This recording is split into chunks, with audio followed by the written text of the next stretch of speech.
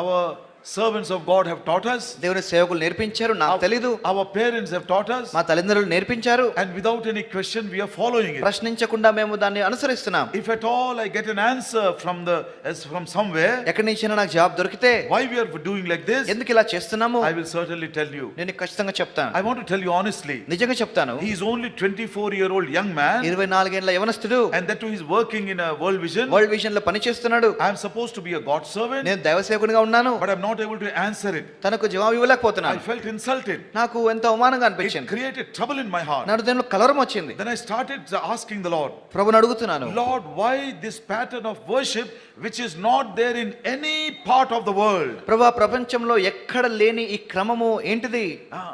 Then I started doubting Brother Bakht Singh. అప్పుడు భక్త్ సింగ్ గారిని అనుమానించడం మొదలు పెట్టాను. He is not an ordinary man. ఆయన సాధారణ వ్యక్తి He కాదు. is a very great intellectual. ఆయన ఎంతో పెద్ద జ్ఞానం గలవాడు. Oh, he is a very, very great